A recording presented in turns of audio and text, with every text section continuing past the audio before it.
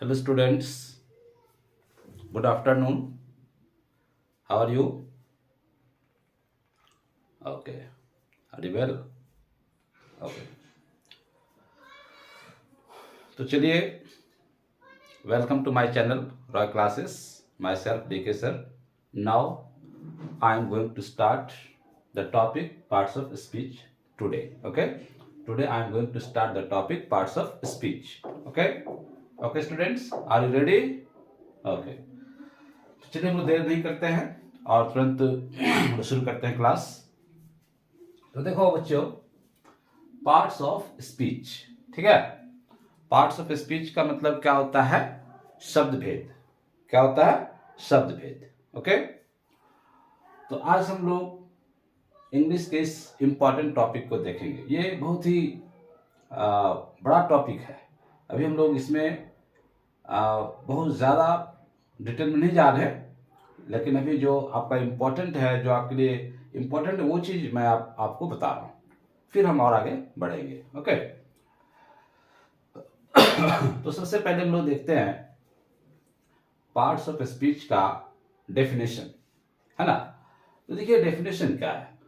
All the words in English are divided into 8 classes according to their function in sentences.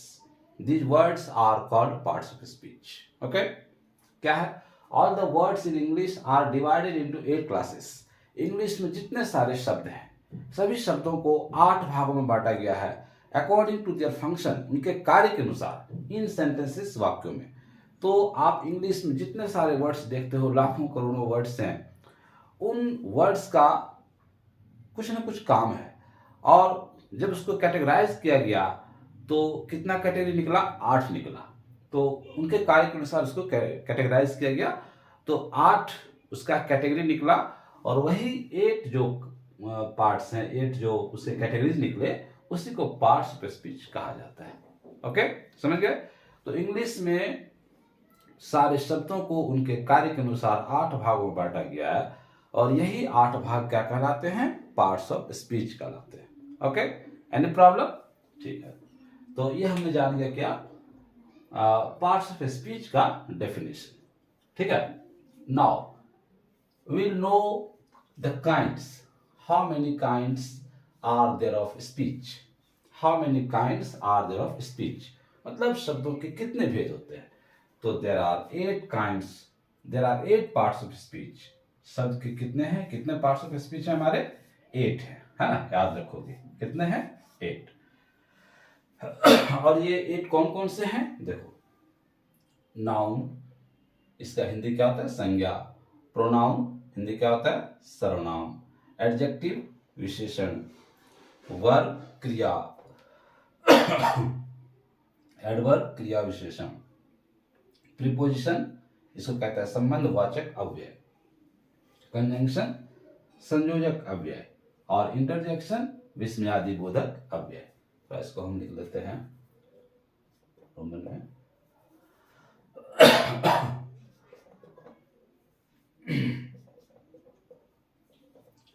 ठीक है ना। तो ये हमारा क्या क्या हो गया? Noun, pronoun, adjective, verb, adverb, preposition, conjunction, interjection, है ना। ये हमारे 8 पार्ट्स ऑफ स्पीच है। अब नाउन देखो क्या है। नाउन मीन्स क्या होता है? संज्ञा। तो संज्ञा क्या है? किसी व्यक्ति, वस्तु, स्थान, इन सबों के नाम को संज्ञा कहा जाता है, नाउन कहा जाता है। A noun is the name of a person, place, animal और थिंग। हम जब नाउन के बारे में, उसका जब काइंड्स जानेंगे, प्रोनाउन का काइंड्स जानेंगे, उसमें थोड़ा हम इसको और डिटेल से बता देंगे। तो नाउन दैट मीन्स क्या? जिससे नाम का बोध होता है। जैसे Ram, Rakesh, Patna, pen, pencil, boy, girl, beautiful, beauty. ठीक है ना। तो ये सब जो है, ये हमारे क्या कहलाते हैं?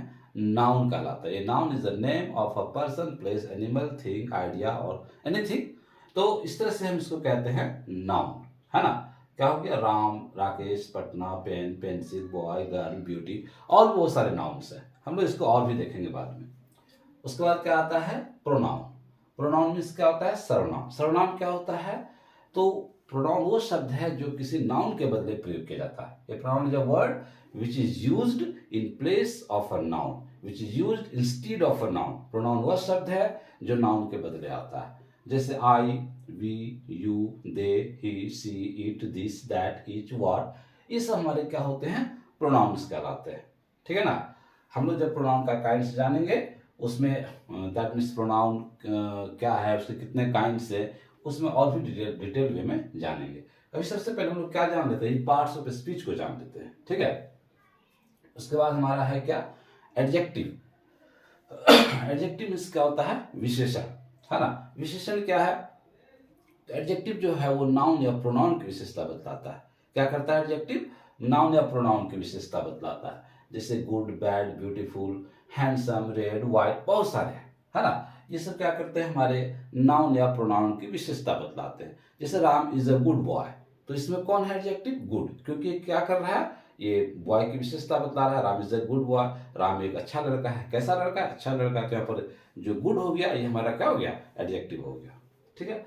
तो इस तरह से हम लोग आगे बढ़ते हैं। वर्ब। वर्ब मीन्स होता है क्रिया। तो क्रिया दैट मीन्स जो काम होता है ना। A verb is a word which shows an action, state और पोजिशन। वर्ब वह शब्द है जिससे किसी कार्य के होने का बोध होता है, दशा का बोध होता है, अधिकार का बोध होता है ना। जैसे do, does, did, is, am, are, ये सारे वर्ड, ये सारे क्या वर्ब है। रीड, राइट, प्ले, इससे क्या हो रहा है? काम हो रहा है। Ram reads a book, Ram एक किताब पढ़ता है। यहाँ क्या काम हो रहा है? पढ़ने का काम हो रहा है। तो ये हो गया वर्ब। ओके। फिर है एडवर्ब। एडवर्ब मीन्स क्या होता है? क्रिया विशेषण।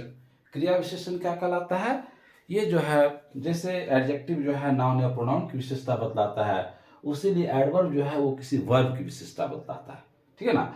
जैसे क्विकली, राम केम हेयर, या राम केम क्विकली। राम केम क्विकली, राम जल्दी से आया। कैसे आया? जल्दी से आया। जल्दी से क्या किया? आया। तो ये जो क्विकली वर्ड है ये आना की विशेषता बतला रहा है, इसीलिए यहाँ पर ये क्या हो गया? एडवर्ब। तो क्विकली, फास्ट, सडनली, ये सारे वर्ब की विशेषता बतलाते हैं। तो जो वर्ब की विशेषता बतलाता है वो एडवर्ब कहलाता है। प्रीपोजिशन। प्रीपोजिशन क्या कहलाता है? संबंधवाचक अव्यय। ये क्या करता है? रिलेशन बताता है ना। नाउन या प्रोनाउन के बीच ये रिलेशन बताता है और सेंटेंस को जोड़ने का काम करता है। ये रिलेशन भी बताता है और सेंटेंस को जोड़ने का भी काम करता है। ये कहलाता है क्या? Preposition. The book is on the table, है ना। या फिर जैसे देखो, the pen is on the table, pen table पर है। तो पेन का रिलेशन किससे है? टेबल से है। तो ये पेन का रिलेशन टेबल से बताता है और उसको जोड़ भी देता है। ठीक है ना। कैसे क्या होता है? जब हम लोग प्रीपोजिशन को पढ़ेंगे तो उसको और आगे जानेंगे। तो प्रीपोजिशन हमारा क्या है? बहुत सारे प्रीपोजिशंस हैं। In, at, into, with, between, among, for, since, बहुत सारे प्रीपोजिशन है। तो ये हो गया हमारा प्रीपोजिशन। Now conjunction. कंजंक्शन क्या करता है? ये दो शब्दों को जोड़ता है, या दो वाक्यों को जोड़ता है, या दो उपवाक्यों को जोड़ता है। ये केवल जोड़ने का काम करता है। जैसे एंड राम एंड श्याम, है ना। तो यहाँ पर राम और श्याम दो वर्ड्स है, इसको जोड़ने का काम कौन किया? एंड किया। और फिर उसके बाद but, when, while, because, as, ये सारे क्या करते हैं? दो शब्दों को जोड़ते हैं, दो वाक्यों को जोड़ते हैं, दो उपवाक्यों को जोड़ते हैं। तो जोड़ने का काम केवल जो होता है वो कंजंक्शन में होता है ना। अब है इंटरजेक्शन।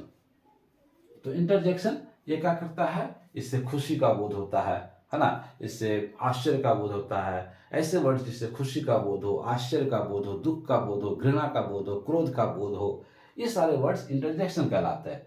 जैसे हुर्रे, आहा, खुशी का बोध हुआ। एलास, हाय, दुख का बोध हुआ। वाओ, वाओ, इससे भी आश्चर्य का बोध होता है। हेलो, हाय, ब्रेवो, शाबाश, शाबाशी दे रहे हैं इसको। तो ये सारे वर्ड्स जो कहलाते हैं वो इंटरजेक्शन कहलाते हैं। ओके। तो देखो स्टूडेंट्स, हमने क्या किया? आज हमने पार्ट्स ऑफ स्पीच के बारे में जाना। पार्ट्स ऑफ स्पीच का definition, okay, parts of speech का काइंड्स, और मैंने 8 काइंड्स मैंने लिख दिया है, सबका एग्जांपल्स भी दे दिया है। ओके। हम लोग अगले क्लास में क्या करेंगे? अभी आप पार्ट्स ऑफ स्पीच के बारे में जान गए। अगले क्लास में हम लोग क्या जानेंगे? नाउन, उसका डेफिनेशन, फिर उसका काइंड्स का डेफिनेशन, फिर अगले क्लास में प्रोनाउन, ऐसे करके एक एक करके सब टॉपिक को हम लोग जानेंगे। ओके। तो आज के लिए बस इतना ही। ओके।